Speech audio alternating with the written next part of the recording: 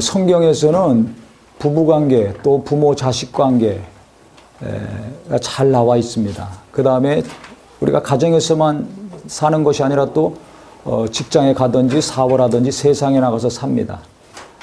그래서 노사관계가 또 잘 나와 있습니다. 그래서 하나님이 태초에 인간을 만드신 다음에 가정을 이루게 하셨습니다.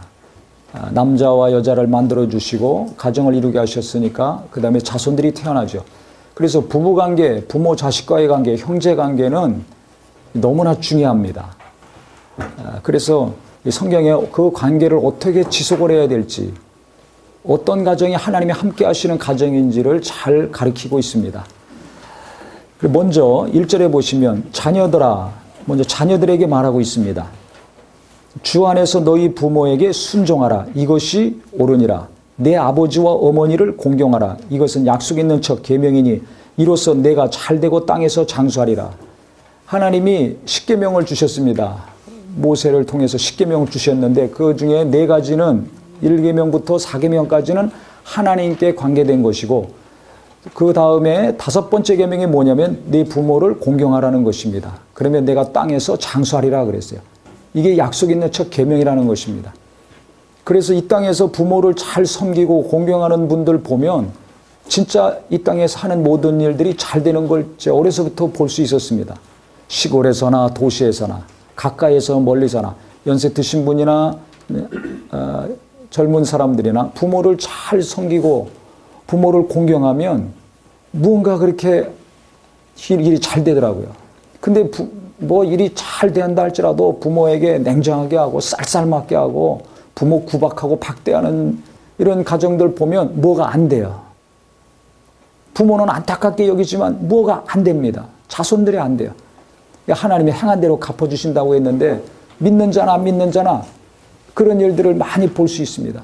우리가 믿는 사람에게만 해가 떠오르고 비가 옵니까? 아니죠. 안 믿는 자들에게도 해가 뜨고 비가 와서 농사 짓고 살게 다 하십니다. 의인에게나 악인에게나 다 하나님이 비를 주시고 해를 다 비춰주십니다. 한 것처럼 이 땅에서 부모 공경하는 거 인간으로서 마땅하고 당연한 거라는 겁니다. 그런데 하나님은 약속을 하셨어요.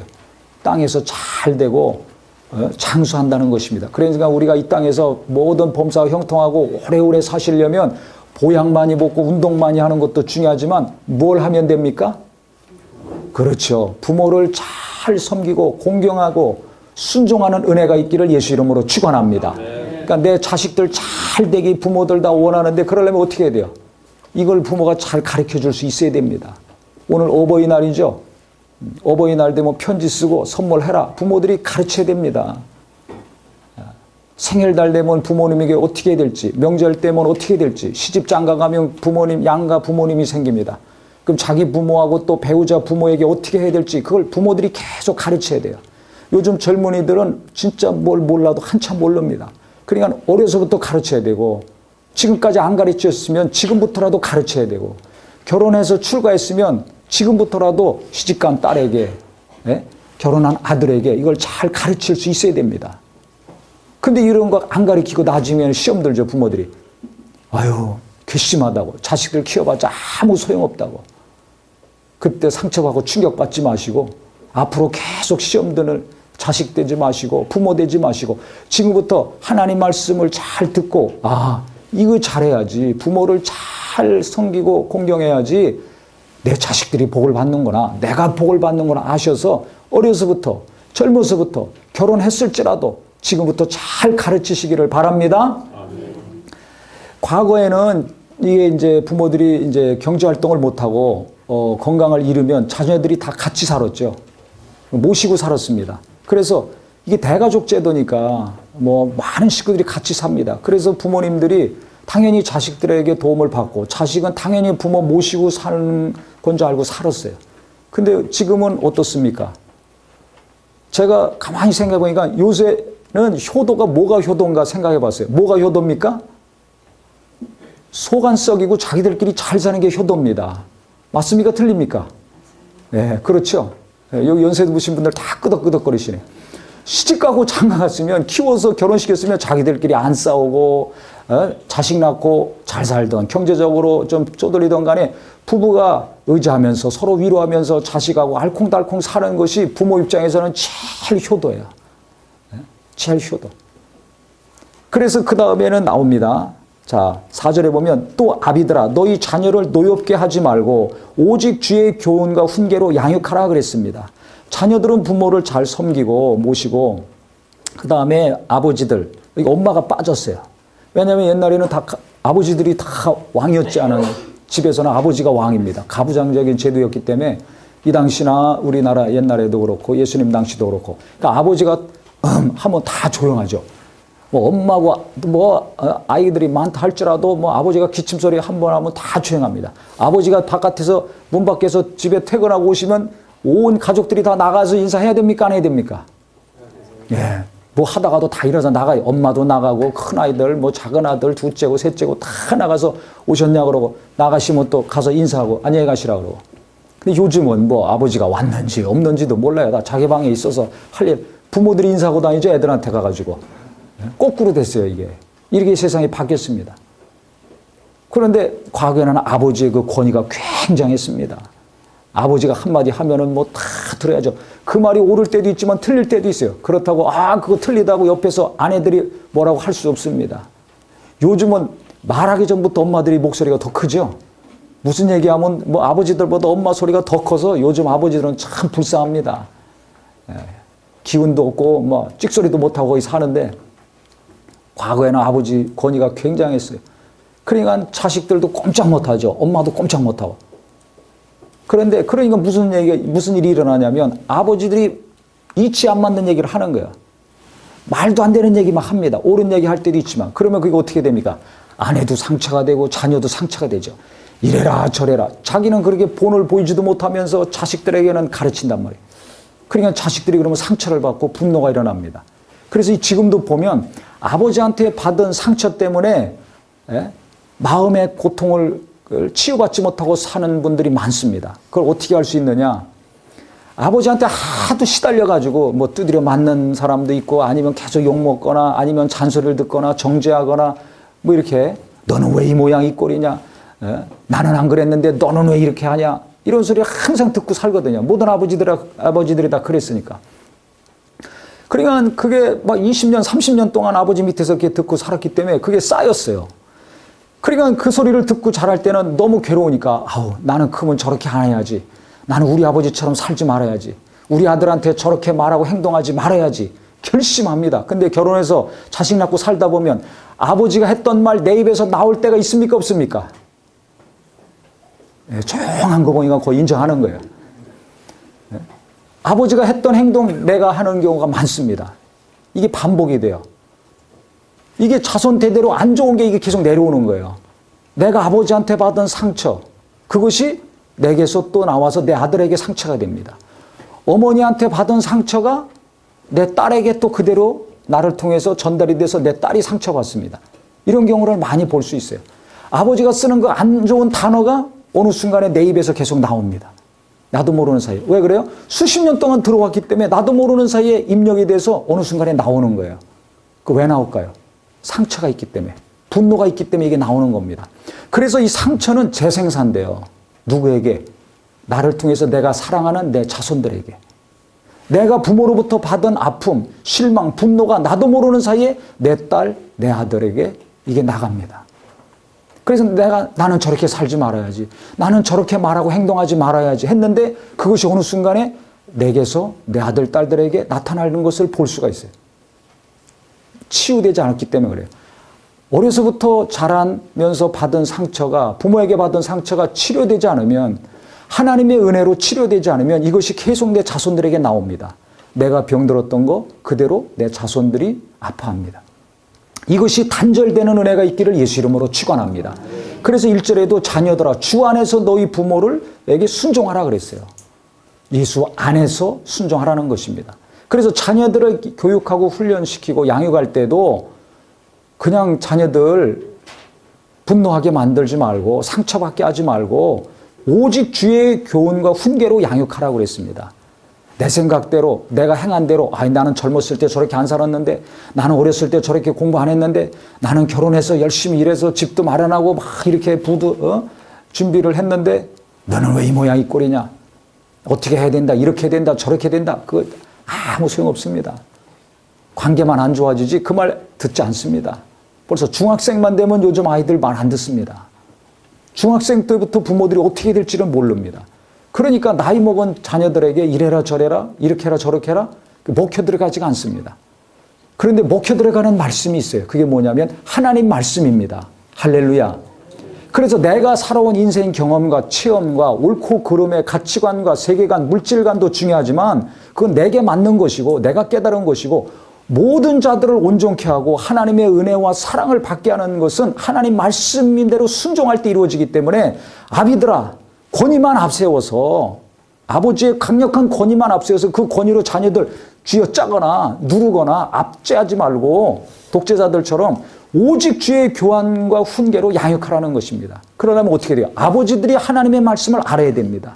아버지들이 하나님의 은혜와 사랑과 능력을 체험해야지 그 은혜와 사랑으로 자식들을 위로하고 평안을 주고 소망을 주고 하나님 말씀으로 바르게 하고 책망하고 온전케 할 수 있는 것입니다. 이와 같은 말씀으로 책망하고 말씀으로 바르게 하고 말씀으로 위로할 수 있는 어머니 아버지가 되기를 예수 이름으로 축원합니다. 이 대표적인 케이스가 성경에 나옵니다.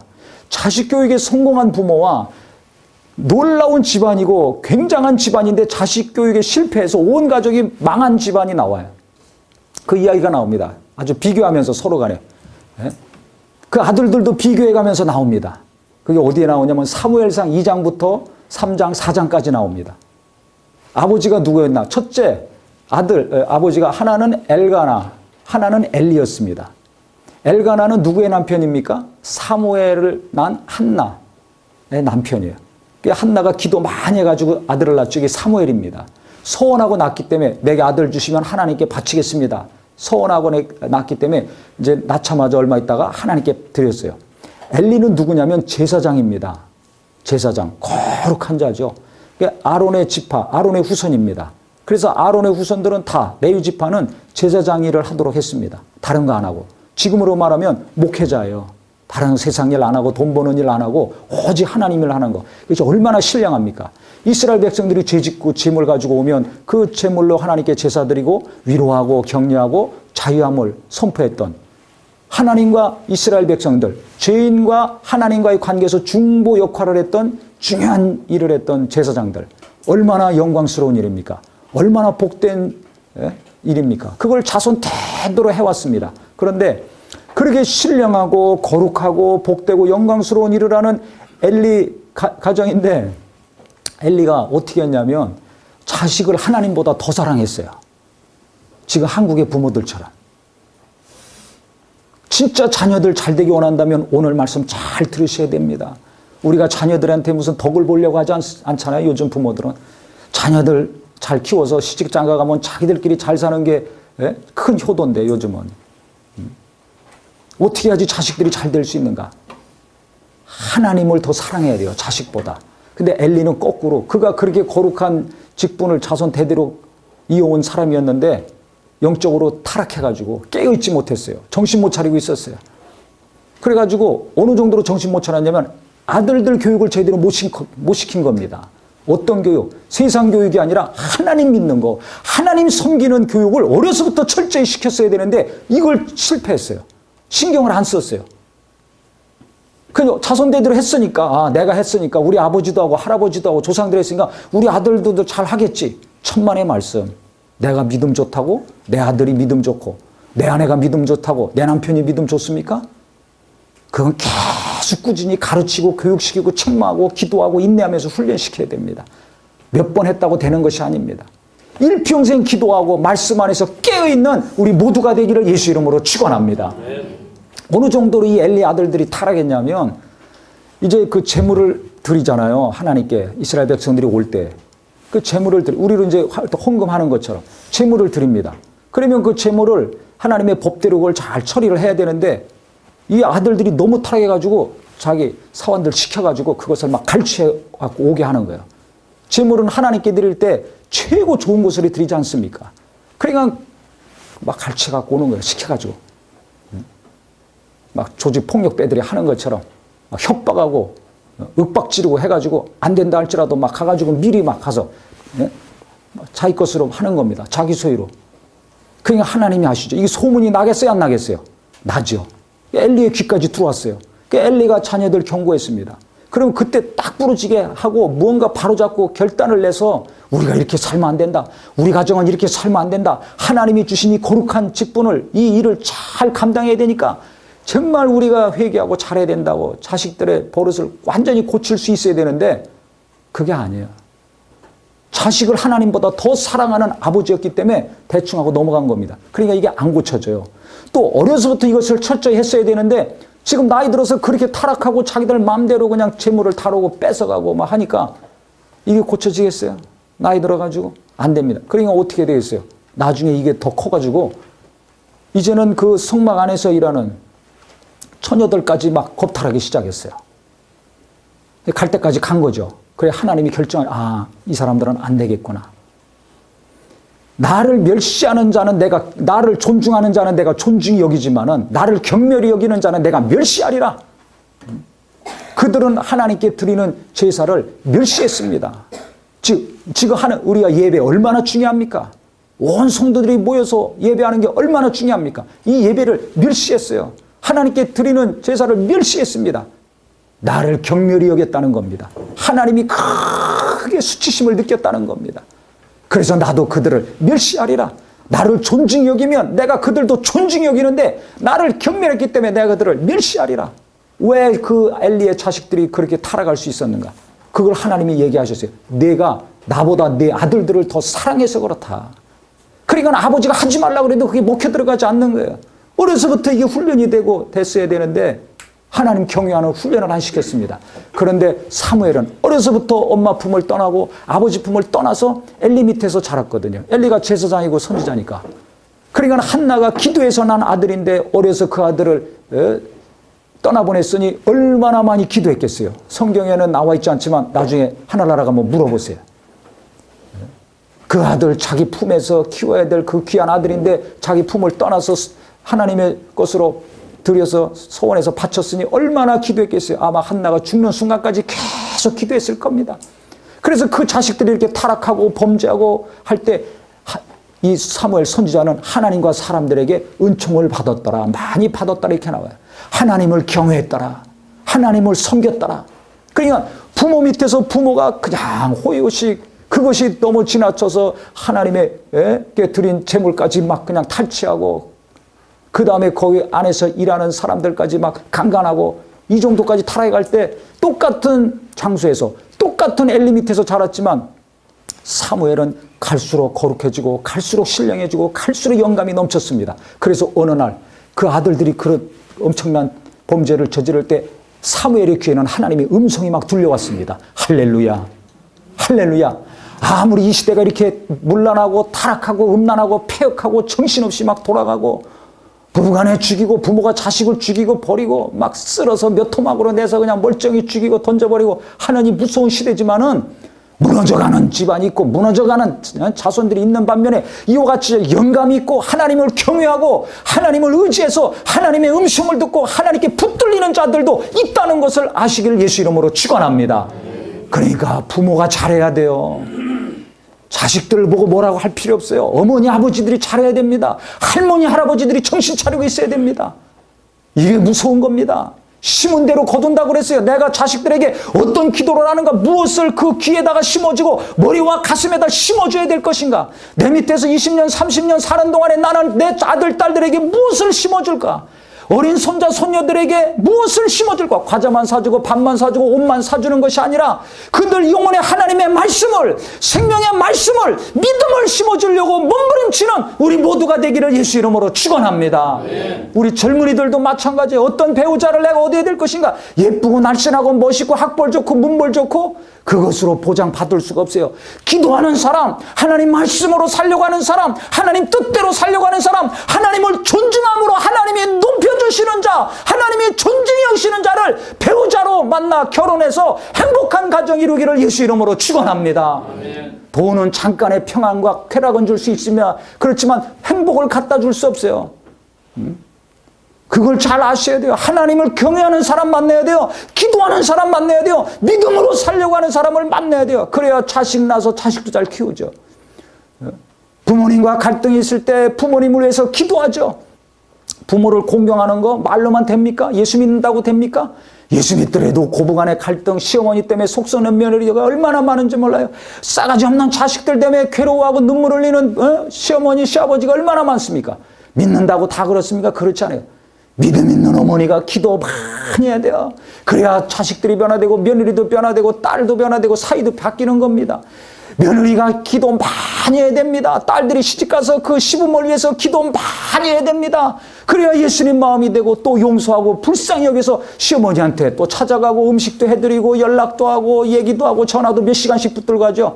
전화 오면 끊어버리고 바쁘다 그러고 아프다 그러고 안 만나고 안 찾아가고 어린이날 이런 때나 뭐 생일이나 명절이나 1년에 몇 번만 딱 만나지 평소에 만나러 갑니까?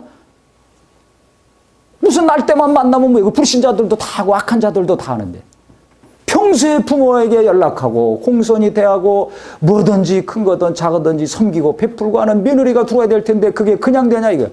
기도해서 성령이 감동하시고 주님의 마음을 갖게 하시고 시어머니를 불쌍히 여기고 시아버지를 불쌍히 여길 때 그 부모를 잘 섬길 수 있는 며느리가 될 수 있는 거예요. 아들, 딸들이 될 수 있는 겁니다. 너는 시집가면 부모에게 잘하라. 어려서부터 가르쳐야 돼요. 공부만 잘해라. 네 자식만 잘 키워라가 아니라 부모에게도 잘하라. 기도해야 된다. 엄마가 기도해야지 그 기도를 배우고 자식들도 기도하죠. 아버지가 믿음으로 사는 걸 보고 배워야지 아들, 딸들도 믿음으로 살아야 되는 걸 알죠. 그냥 내가 돈만 벌어다 주는 부모가 아니라 믿음으로 살아야 하는 부모, 기도로 자식들을 온전케 해서 하나님의 복을 받게 하는 부모가 되시기를 예수 이름으로 축원합니다. 성경은 지금 짧은 네 구절이지만 이걸 지금 말씀하고 있는 거예요. 안 그러면 자식들이 시험 들어요. 믿는다고 뭐 직분은 있다고 수십 년 신앙생활 했다고 왔다 갔다 하는데 믿음으로 사는 걸 볼 수가 없어. 기도하는 걸 볼 수가 없어. 가만히 보니까 우리 엄마 아빠는 세상 사람들이 사는 것 그 기준으로 똑같이 살아. 그러니 자식들이 무슨 감동을 받아요. 자식들이 어떻게 부모 말에 귀를 기울입니까? 그러니까 상처만 받는 거예요. 실망만 하는 거예요. 그렇게 되면 안 됩니다. 그래서 자식들을 노여하게 말지 말고 주의 교양과 훈계로 양육하라는 겁니다. 주의 교양과 훈계로 양육하라는 거예요. 그러려면 내가 정말 노력해야 됩니다. 나중에 이 엘리 자녀 가정이 어떻게 되는 줄 아세요? 하나님이 멸시한다고 그랬잖아요. 하나님을 경멸히 여기니까 내가 멸시하리라. 그래서 하나님이 저주하셨어요. 네 후손을 통해서 이제 노인이 나오지 않는다. 일찍 다 죽는다는 겁니다. 그 다음에 이 제사장의 직분, 이 조상대대로 내려왔던 이 거룩하고 영광스러운 이 일, 다른 사람에게 옮겨간다는 겁니다. 결국 블레셋이 쳐들어왔습니다. 전쟁하다가 이 엘리의 아들 홈리와 비누아스가 전쟁하다 죽었어요. 이 전쟁하다 자기 아들이 죽었다는 소식을 엘리가 들었습니다. 그때 나이 많았습니다. 90이 넘었습니다. 넘었는데 그 소식 듣고 자기 두 아들 죽었다는 소식 듣고서 충격받아서 뒤로 넘어져서 목이 부러져 죽었더라. 성경에 나와요. 근데 어떻게 그 다음에 그냥 죽었더라가 아니라 몸이 비대하더라 나와요. 자기 관리한 겁니까? 안 한 겁니까? 안 한 거예요. 먹는 것만 탐한 거죠. 영감이 없어요. 제사장이지만 영감이 없었어요. 그 어린 사무엘은 엄마가 기도 많이 하고 낳고 또 계속 기도했던 사무엘은 신령해서 하나님의 음성을 그때 막 듣기 시작했는데 엘리는 막 그냥 뚱뚱해가지고 뒤로 넘어져 충격받아 목이 부러져 죽고 그 소식을 들었어요. 또 며느리가 자기 남편 전쟁에서 죽고 또 법궤를 뺏겼습니다. 블레셋과의 전쟁에서. 하나님이 직접 써주신 돌판 10계명이 들어있는 법궤를 뺏겼어요. 법궤를 뺏겼다는 것은 하나님이 떠났다. 하나님의 영광이 떠난 것과 똑같습니다. 법궤가 있는 것은 하나님이 우리와 함께 하신다는 증거거든요. 그 법궤는 뺏겼죠. 시아버지 갑자기 그 소식 듣고 죽었지. 자기 남편 죽었지. 그러니까 이 며느리가 또 애기 낳다 그 소식 듣고 충격받아서 애 낳다 죽었습니다. 그래서 그 아들 이름을 이가봇이라 그랬어요. 영광이 없다라는 뜻입니다. 히브리 말로. 하나님의 영광이 떠났다는 거예요. 법궤 뺏겼으니까. 나라도 엉망이 됐죠. 엘리 가문이 다 엉망이 됐습니다. 그래서 제사장 직분이 이제 다른 사람에게 넘어가요. 다 이제 젊어서 다 죽고. 왜 이런 어려움과 고통이 이 가정에 임했을까요? 엘리가 자식 교육 제대로 안 시켰을 때. 어떤 교육? 하나님을 경외하고 하나님을 믿고 하나님을 섬기고 제사장으로서 정말 거룩하게 법도를 지키면서 제사장의 직분을 감당해야 되는데 도리어 재물을 탈취하고 빼가고 자기들 배를 채웠을 때 하나님께 영광 돌리고 하나님께 더 나가야 되는데 하나님보다 자식들을 사랑하고 그 재물로 말해요 자기들 배를 불린 것을 하나님이 아셨기 때문에 이렇게 찌신 겁니다. 얼마나 무섭습니까?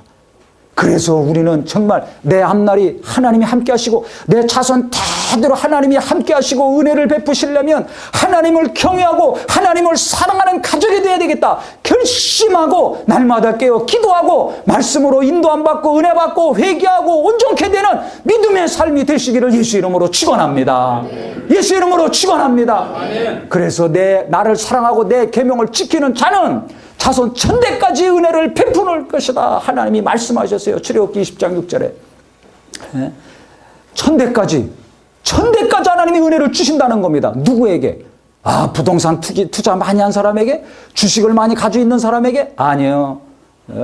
지식이 많은 사람에게? 아니에요. 누구에게? 하나님을 사랑하고 첫째, 그 다음에 하나님 사랑하니까 하나님 말씀대로 계명대로 살죠. 그래서 하나님 사랑하고 하나님 계명대로 사는 자, 지키는 자는 너뿐만 아니라 네 자손 3대 4대뿐만 아니라 천대까지 내가 은혜를 베풀어 주겠다.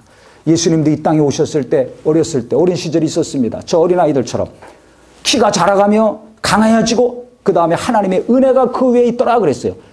예수님 어려서부터 하나님의 은혜가 계속 그 머리 위에 있었다는 것입니다.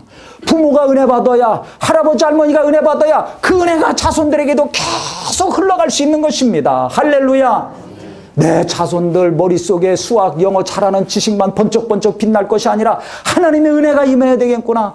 내 자손들에게 하나님의 은혜가 항상 떠나지 말고 있어야 된다. 하나님 은혜를 주시옵소서. 은혜로 살고 은혜로 자식도 키우고 은혜로 결혼도 하고 사업도 하고 이 땅에서 살게 하소서. 기도가 마르지 않으시기를 예수 이름으로 축원합니다. 예수 이름으로 축원합니다. 사무엘도 하나님과 사람들에게 은총을 많이 입었더라 그랬어요. 은혜 받아야 됩니다. 하나님이 천대까지 주시겠다고 약속하신 것은 돈이 아니에요. 은혜입니다. 나는 돈을 쫓아갈 것인가? 하나님을 쫓아갈 것인가? 하나님의 은혜를 사모할 것인가? 돈만 사모할 것인가? 오늘 결정하셔야 돼요. 왜 엘리와 그 아들들이 타락했습니까? 그 가장 좋은 재물이 들어오니까 그것만 보고서 눈이 멀어가질 때 그렇게 무너지기 시작한 거예요. 타락하고. 아무리 세상에 돈이 중요하고 지식이 중요하고 외모가 중요하지만 보이는 것 쫓아가지 마세요. 보이는 것은 잠깐이요. 보이지 않는 것이 영원하다고 했습니다. 잠깐 있다 없어지는 허무한 것을 쫓아 허무하게 살다 끝날 것인가? 아니면 영원한 것을 쫓아가서 영생을 얻을 것인가? 우리 모두는 아무리 많은 사람들이 편안한 길, 쉬운 길, 넓은 문으로 갈다 한지라도 그 멸망의 길이라고 예수님 말씀하지 않았습니까? 너희는 생명의 길로 가라. 글로 가는 길은 협착이 있어서 어렵고 문은 좁지만은 그래서 사람들이 조금만 소수만 가지만 너희는 생명의 문, 좁은 문으로 가라고 했습니다. 우리는 좀 힘들고 어렵더라도 생명의 길로 좁은 문으로 가는 은혜가 있기를 예수 이름으로 축원합니다. 예수 이름으로 축원합니다. 그래서 내가 믿음으로 살아야 되겠구나. 내가 정말 하나님 경외하는 삶을 살아야 되겠구나. 진짜 하나님 사랑함으로 말미암아 하나님의 자손 천대까지 은혜를 베푸시는 복된 가정을 이루어야 되겠구나. 결심하셔서 하나님이 항상 도우시는 우리 모두가 되시기를 예수 이름으로 축원합니다. 예수 이름으로 축원합니다.